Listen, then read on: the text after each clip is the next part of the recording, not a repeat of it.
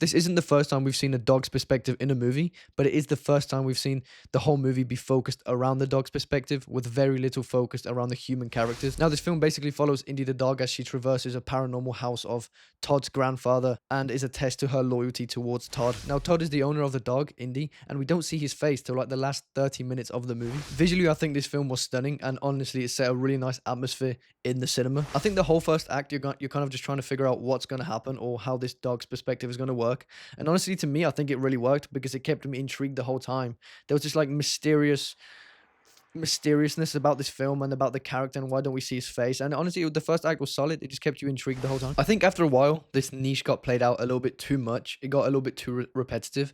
I think mainly in the second act. Basically, it's all just Indy getting up, hearing something, and then her coming back and it just being nothing, no jump scare, nothing. It's got a bit too repetitive and just played over and over again. Now, there did seem to be a lack of jump scares in this movie, but I think that's quite understandable, this being a 1 hour and 13-minute movie, so I think that's fine. I think without a doubt, the most confusing part of this movie is the whole third act. Like there's this scene where Indy's running away to get the neighbor to come and save Todd, but then out of nowhere she gets like transported back and like it's revealed that it was all a dream. But she gets transported back to this weird place that there was just like no connection to. So she gets transported back and we're like, this doesn't make sense. Why is she here? It's just weird. This film does this a lot. Like, there's a lot of scenes where Indy's basically dreaming of like the previous owner or the previous owner's dog and seeing their previous lives or just seeing a bunch of ghosts, but it becomes a dream.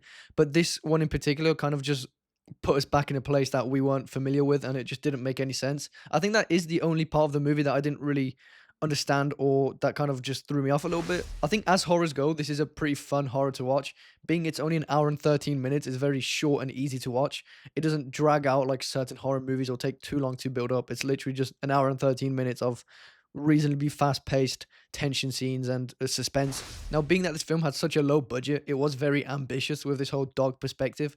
But honestly, I think it was executed well. It was a good movie and it was fun to watch. It was simple, short, and didn't overplay into specific areas that would have made the film just too boring or uninteresting. Now, I think without a doubt, the standout performer in this movie was Indy. She just looked so sad and worried in specific scenes that you could just tell the audience felt sad for her and wanted her to be safe, which is what I think this movie does correctly, is it has the audience emotionally invested and connected to Indy. We're not stop worrying about if Indy's okay, if Indy's fine, or why Indy's worried. We just want her to be safe throughout the entirety of the movie, which I think was the purpose of the movie, to be emotionally invested in the characters. I definitely recommend this movie. I think if you're watching it with somebody else who's maybe scared of horror movies or scared of ghost movies, it makes it more fun to watch. It's not too hard, it's not too scary. I think it's a fun watch that's really short and honestly just doesn't drag out in specific areas. It goes quite quickly and is just enjoyable to watch throughout. Now, if you enjoyed this video, leave a like, as that always helps me out. And if you enjoyed this movie or hated this movie, let me know which part you liked or hated in the comments below. And as always, thank you for watching.